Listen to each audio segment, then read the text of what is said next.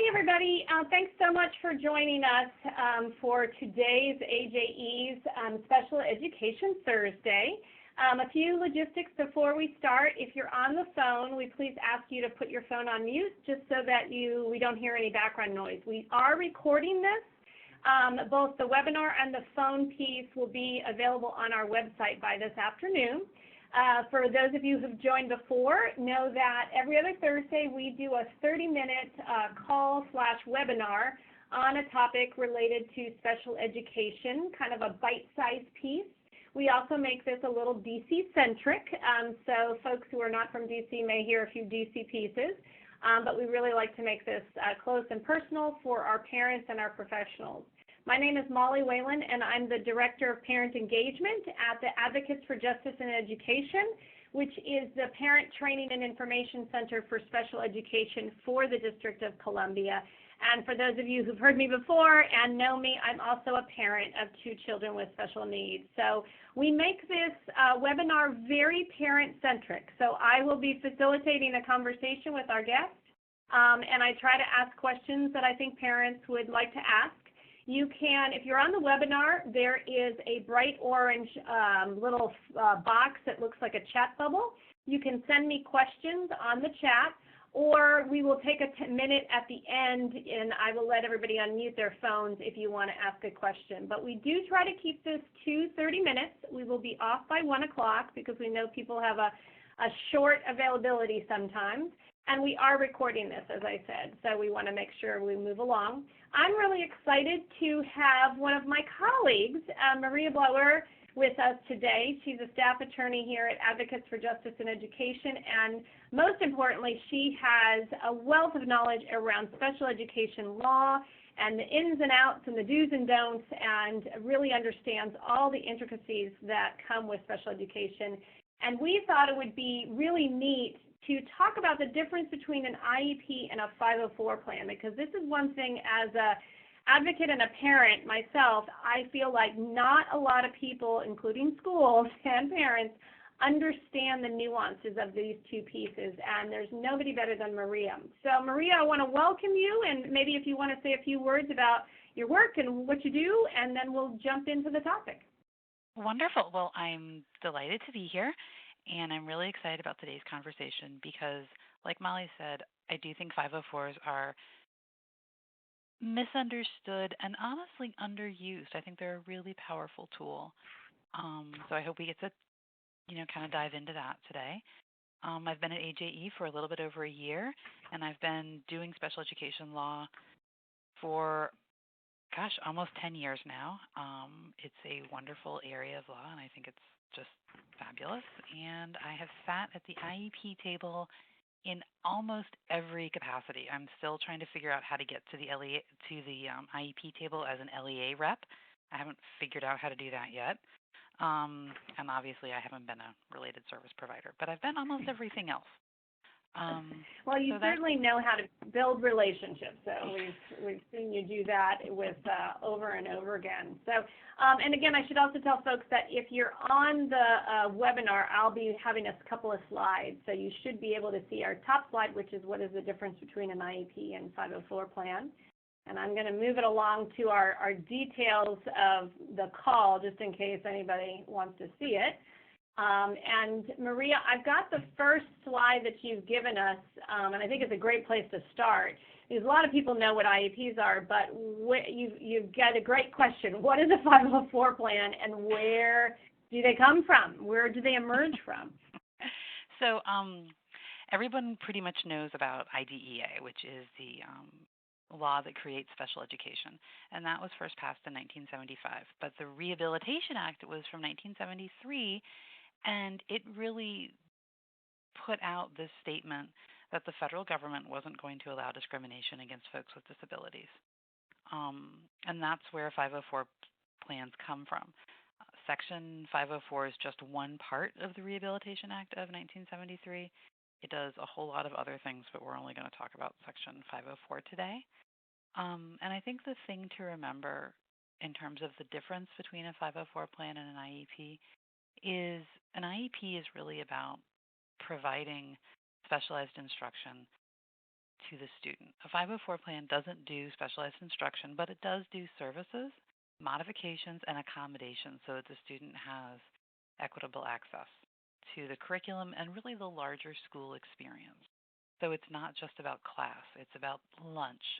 It's about, the playground. It's about after-school activities. So that's what a 504 plan is. It is written like an IEP usually, although technically in the law it doesn't have to be. You want to write it down anyway. And that's what they are, and that's where they come from.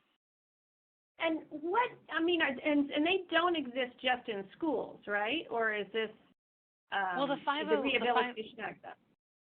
The 504 is just in schools, but it's also in vocational schools, and it can be in a variety of settings. So it can actually, one of the neat things about a 504 is that you can have one at a private school if that private school accepts federal funds. Right, which is a really interesting point for a lot of parents that they don't realize.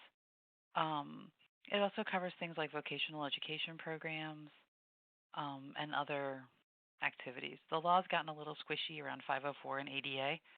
We're not going to do that right now because that would be a 45-minute conference call just on that. But know that for our purposes, 504 plans are for kids at public schools. That includes charter schools. It includes private schools that take federal funds and anywhere else that takes federal funds. They've really got to follow Section 504 of the Rehabilitation Act. And so let's say we've got, student, we're going to get into some examples. I know that you're going to give those, but let's say there's a student that needs a 504 plan, and we won't get into the hows and whys then. Where do they go in a school? Like if we're in DCPS or public charter and they need a 504, who do we talk to as a parent?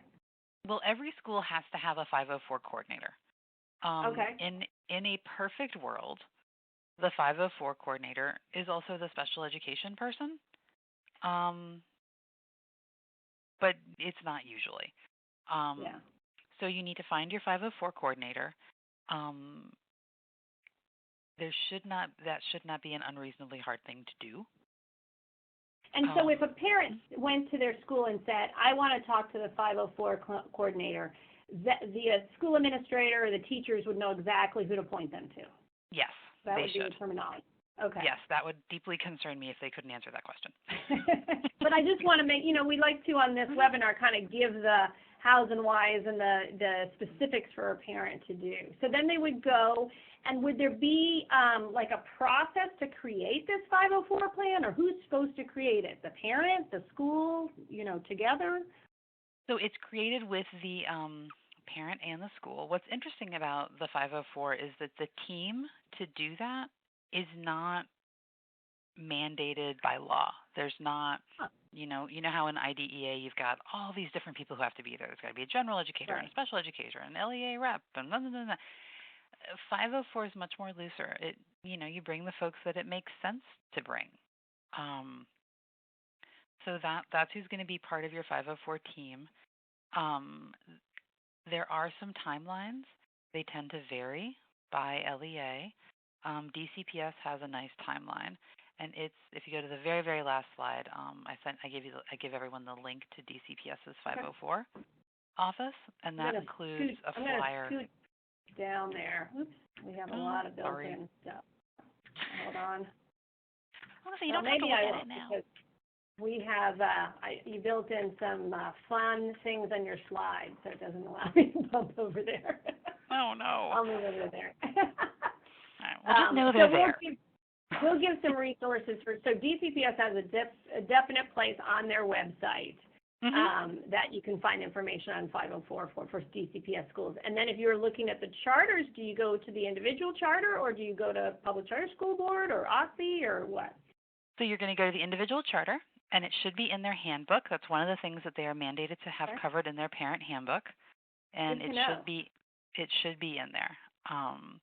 And frequently the 504 coordinator at charters is also the special education coordinator, or it's someone who works with the special education office pretty frequently.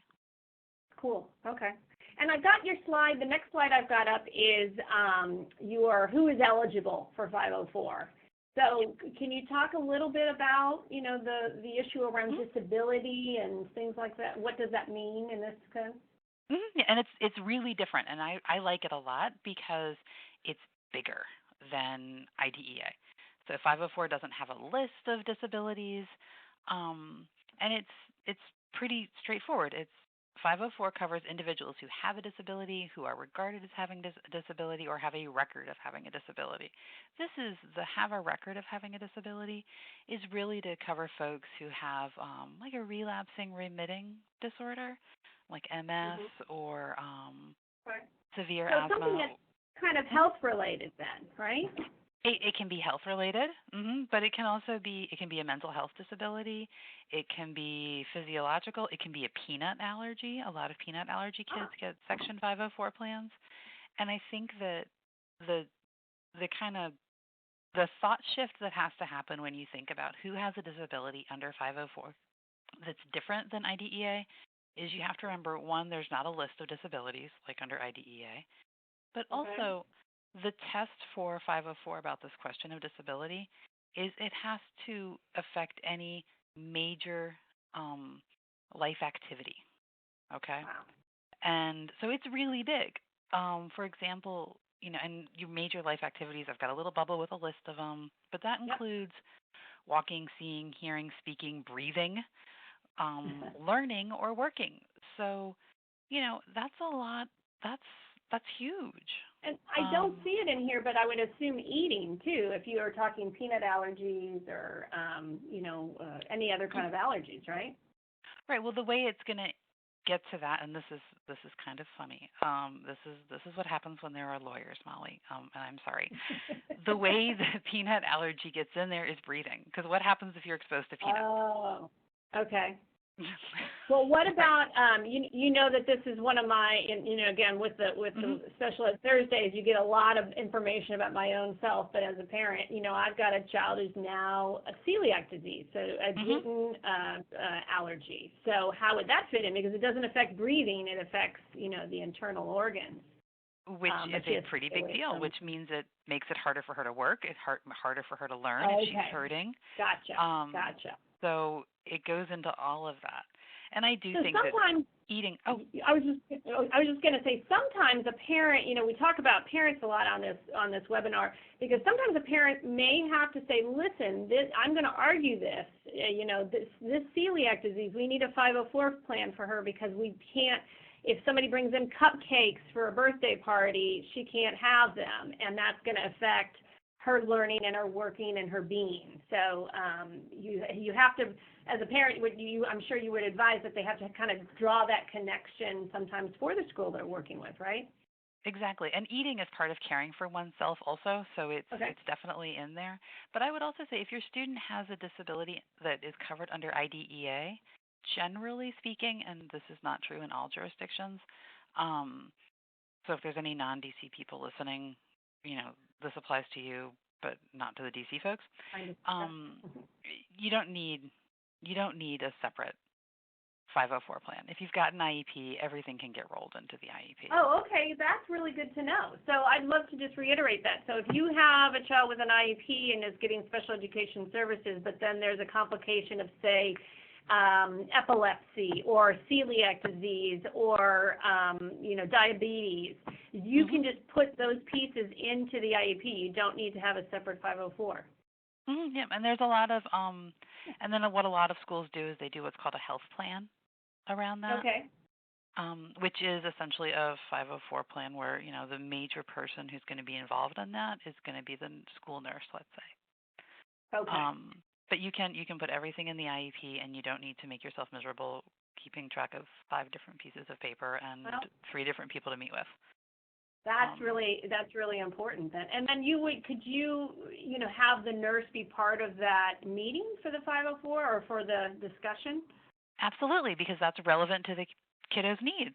So you can have the Okay. school nurse be there, or let's say your student has, something that impacts their ability to run, and they Okay. also have an IEP, but they also have this 504-ish need, because maybe they have an orthopedic impairment that relates to their ability to run. You can have the gym teacher be there. Gotcha. because he's And going is to be that making. something a parent could ask for? I mean, are you saying when they say they can be there, can a parent say, listen, I really want the gym teacher to be present at this meeting? Yes, absolutely, Wow. and that's true on the IEP side and on the 504 side. And honestly, that's what I mean. Schools want that, right? They want the people Right. who are going to be making these decisions and implementing these decisions to have a part of the conversation.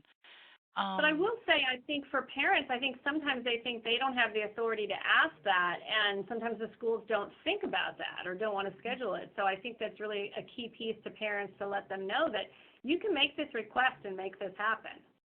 and it's a really good thing to happen. I think one thing that I used to see a lot of is that there'd be a special educator at the meeting, or a general educator at a meeting, and this is for 504 or an IEP. And it wouldn't be the special educator or the general educator of the student. They Ah, would just be, they'd be there filling that role, but they didn't know kiddo, and I think that's awful. And I right, don't think right. that's I'm helpful I'm for I'm trying to anybody. figure out how you would. Yeah, I agree. I think that's so.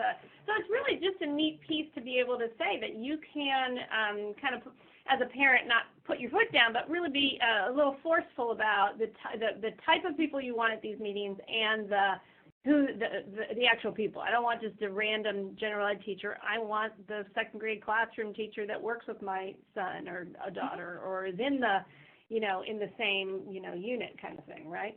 Absolutely. And I think that makes the most sense, and it works better for everybody when the right people are at the table. So let me ask you this. I just flipped to the side about some examples. So I think this is a good example. What does a 504 plan look like? And you've got some really nice examples here if you want to share those. So I think, well, the first one is kind of the classic one that we always talk about, which is diabetes. This is a kiddo who needs insulin monitoring, who needs blood sugar monitoring. Insulin needs to be available to them at the school. Um, and so the 504 plan says, hey, this kid's going to have whatever the kid's needs are. They're going to be measured twice a day, before lunch and after lunch. There's going to be appropriate snacks maybe available for them in their Okay. classroom and in the nurse's room.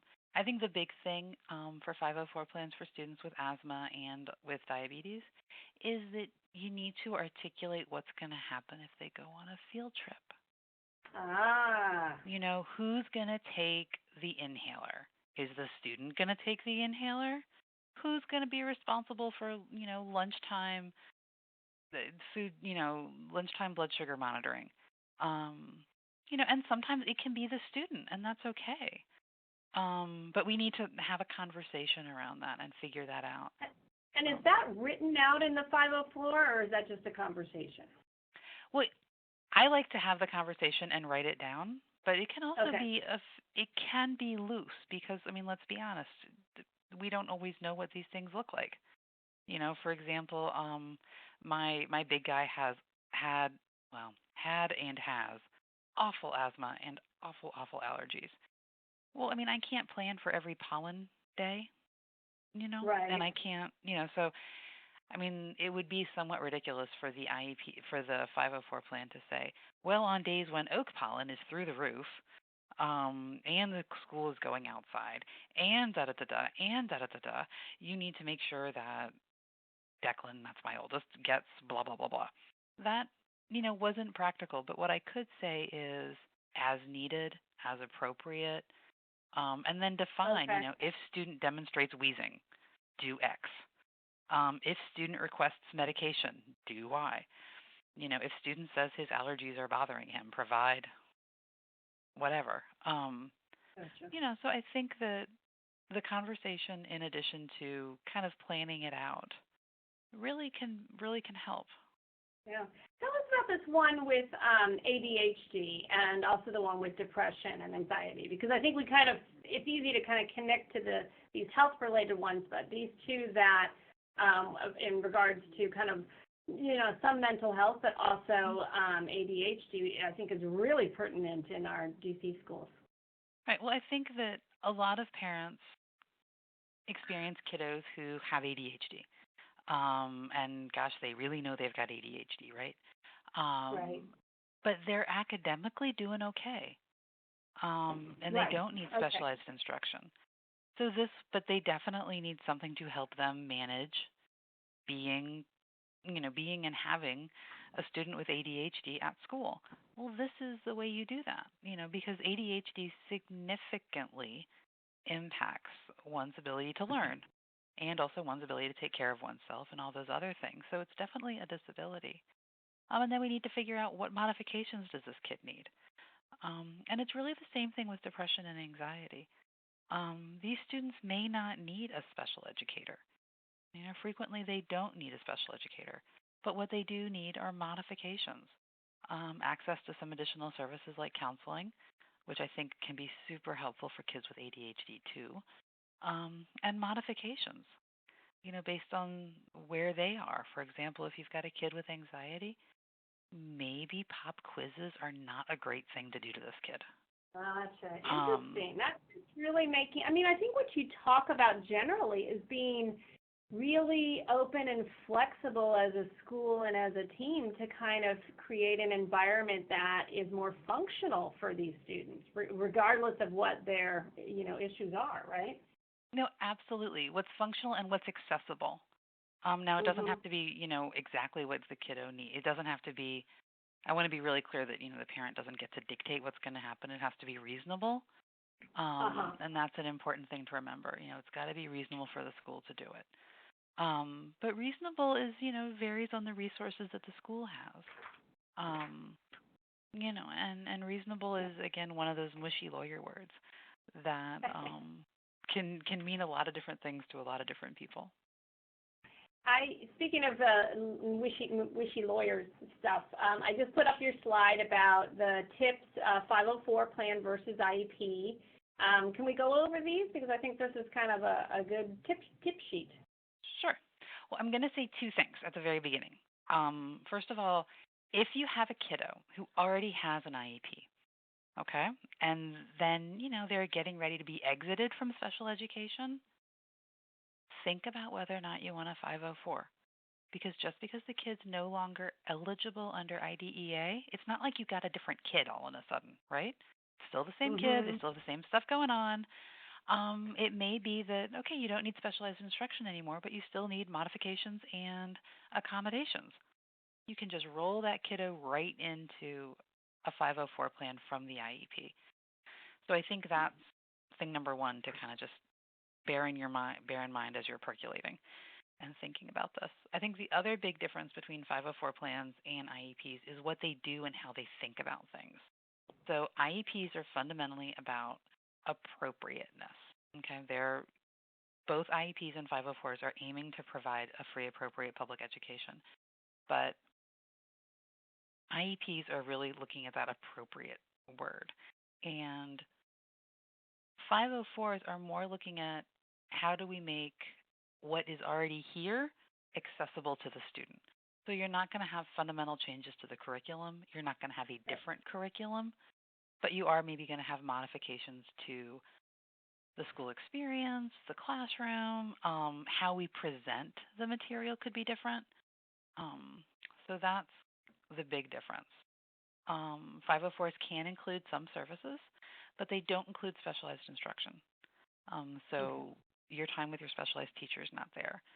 And I like the one, I don't know if we specifically mentioned it, but I like that one of it with the ADHD about building in breaks into the day and understanding the rhythm of a child who has ADHD. So it's, again, not changing the instruction, it's just changing the way that student can kind of access it, or kind of creating a slightly different timeline, or allowing that student to have a 5-minute break before, really focused time, right?